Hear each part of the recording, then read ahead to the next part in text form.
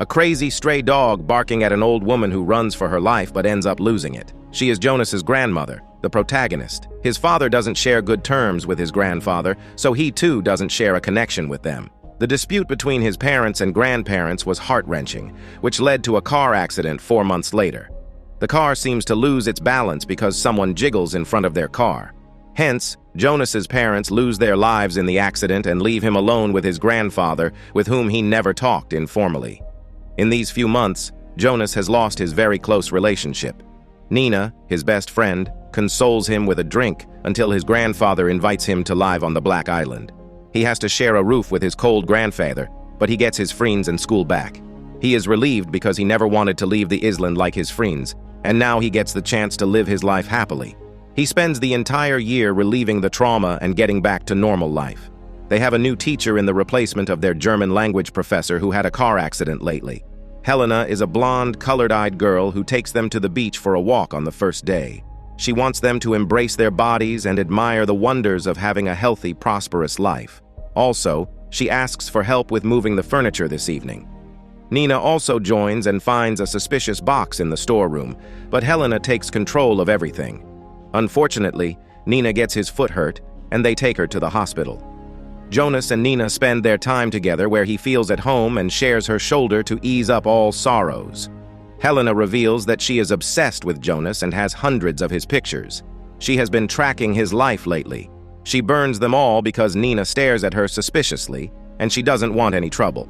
She joins Jonas on the next morning's jog and flirts with him. She is also inspired by his writing hobby. Also, she inquires about his relationship with Nina, but he sounds confused, so Helena thinks of trying her luck. Hence, she assigns them a poem to write, knowing that Jonas is an excellent writer.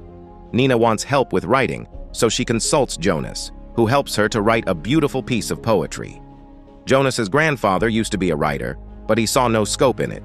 He also abandoned his father for his love of poetry. Now it runs in the family, so Jonas can write so much better than others, but his rude grandfather insults his lines. He never appreciated his hard work and discouraged him to write more. Hence, the next day at school, Helena gets to know that Jonas has written Nina's poem. She discusses it with him. She appreciates his writing and asks him to show more work. Jonas is not sure about his writing profession but is compelled by her motivational words. Finally, he opens up about his writing pieces. He visits Helena to deliver the work, and she invites him in. She even tried to seduce him with her naked body. Finally, the wine sips, and the big, shaggy tears help seduce the young boy. He is compelled to show empathy, which ends up in kissing each other. Soon, they are in each other's laps. But Helena doesn't let him get guilty of what he has done. She acts like it is all normal, and even encourages him to do more. Nina gets a glimpse of that suspicious intimacy between them, but ignores it for a while. Also, she admits that Jonas wrote her poem, but Helena behaves maturely and asks her to try writing. However, Nina knows the truth behind her sugary accent and hates her for playing nice. Hence, Nina joins Jonas at his home, where he unwraps the furniture and decides to sell his parents' home. An old toy brings tears of despair and hopelessness to his eyes, but she consoles him with a warm hug and kiss. She also ensures that she'll always be with him. In the meantime, Helena changes her appearance with shorter blonde hair.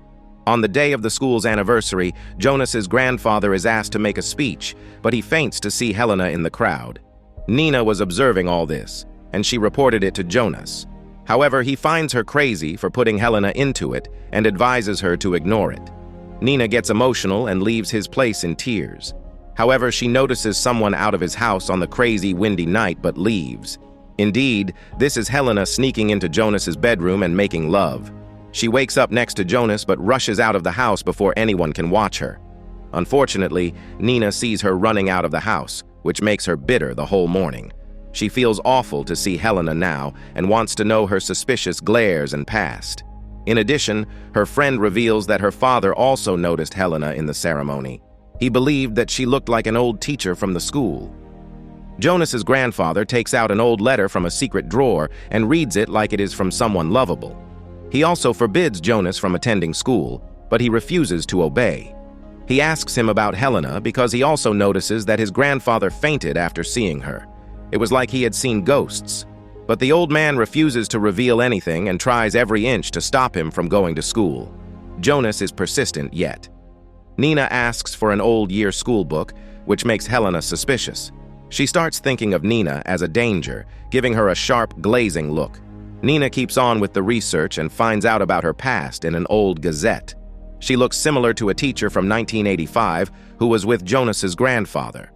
While she has been looking for the truth, evil comes to her and finds her chasing her past. Helena looks at her with warning eyes, but Nina gets stuck to her questions. She asks about her purpose for visiting the island and what she wants to do with Jonas. Hence, without answering her upsetting questions, Helena chocks her until she feels breathless. Nina struggles to fight back, but in vain. The wicked Helena proves stronger as having stronger killer instincts.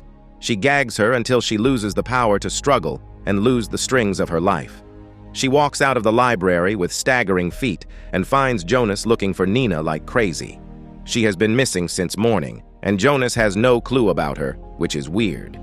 Helena stops him on the way to the library and misleads about her. She sobs at her filthiest killer's hands and the rage that compelled her to commit the heinous crime. Hence, the task is to move the body out of the library because the students can be here at any moment. So she plucks out a curtain, wraps her with the saggy cloth, and hides it behind the blue boxes. She runs for the duct tape and rope, which help her in wrapping up the body more tightly. The rope helps her to drag it towards the car. Unfortunately, no one watches her doing criminal acts. She forgets about her belongings, but then finds the keys to unlock the bicycle and rides them home with the body. Jonas and his friends sound worried about their missing friend for that long. The island is not so big, and anyone's missing can be easily highlighted. Nina's friend suspects Helena but doesn't say a word. Helena, on the other hand, is dragging the body to the beach with all her belongings, picturing it as a suicide. Jonas's grandfather finds Helena's home, and they stare at each other from the window panes for a long time until he leaves the place.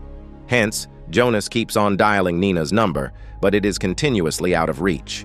By crushing the tablets, Helena prepares a poisonous powder and meets Jonas with a wine bottle. She lies to him about Nina being jealous of their relationship. She informs that Nina witnessed her leaving the house the morning next to his grandfather's sickness. Jonas can't believe her, but she sugarcoats the lie with some actual facts that he has no option but to believe. He feels awkward about his teacher sneaking into his room in the middle of the night, but she claims to put this on him too. Jonas is extremely confused, and he wants to end this for all.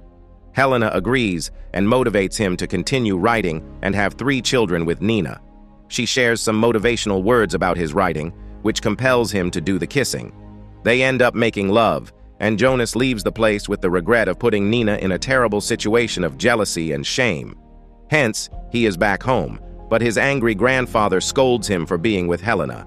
However, he thinks of his grandfather as the enemy of his writing career and rebels against it. He wakes up with flashbacks of a nightmare and really bad news about his friend. They find Nina's dead body by the water waves and rush to the beach. He is extremely shocked to know about her suicide. The disturbing fact is that she was a really good swimmer, so she couldn't lose her life in the water. Her death not only traumatizes them, but his grandfather also gets a seizure. Although they have no history of seizures, the stress and trauma induce it. He sobs desperately in pain and can't hold the grief in. They can't accept her suicidal death, so they reach the library to investigate on their own. They find the Gazette, but the page is already ripped apart. They reach the digital media and find the lady Maria Roth, who was the teacher in the same school in 1985. She also shares a picture with Jonas's grandfather in the newspaper. Her body was found dead near the beach, and rescue workers claimed to be the drowned death. However, the facts said the intrusion of a third party or any other reason. This lady looks similar to Helena. Hence, Helena, on the contrary, is in the hospital and sneaks into his grandfather's room. Finally, she reveals that her mother was the one who loved Jonas's grandfather from head to toe. She somehow used to believe that he would leave his children and wife for her, but he never did. She took her near the beach and drowned herself right in front of little 4-year-old Helena.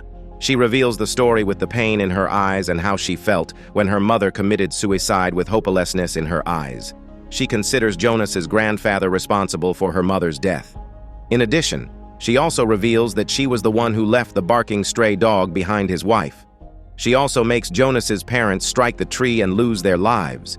Her sole purpose of visiting the island was to destroy the family of her mother's murderer. She intends to kill the already dying old man and stop the nozzle of the drip.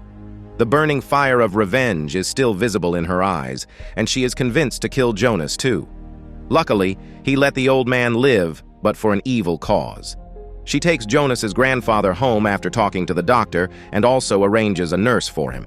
Jonas is enraged to see her in his home and asks about her mother. She intends to handle the situation in a calm way, so she prepares the coffee for both. Instead, she put the poisonous sedative into it and let him choke until he started losing his breath. She also puts his grandfather in front of the window so that he can see his grandson dying in front of his eyes. The poor grandfather struggles hard to stop her, but he is paralyzed and unable to move his limbs. Jonas has started shortness of breath and went on his knees. The wicked Helena allures him to crawl to the nearby pond and see him suffering just as she watched her mother suffer. She drags him to the pond and puts him under the water till he starts gagging, but he is weak due to the sedative, so she becomes unmanageable. He musters up the courage and jerks her off. Jonas's grandfather drops the glass, which loosens her grip, and he gets the chance to free himself. Although the throb gets her head poked into a stone, and she starts bleeding. He crawls to his grandfather, who has fallen out of the stretcher, with the letter from Helena's mother in his hand. He tries to reach him, but Helena throbs him. She squashes his throat hard and tries to kill him by every means. But the broken glass has done one last good deed. It makes itself into a sharp, edgy weapon. Jonas manages to get a poking piece and stabs into the chest of Helena. Hence, it loosens her grip, and he frees himself. Helena is dead, and he rescues his grandfather's life as well. In the last scene, he is leaving the island with grief and rage in his heart. The tears of disappointment are unstoppable because the haunting dreams of tragic deaths will terrorize him till death. Suddenly, he watches a lady similar to Helena walking by. He follows her, but she is anonymous and asks him about his island. It is a small but hilarious part of the land, all imprinted black on the map, maybe hiding the cruel secrets of life.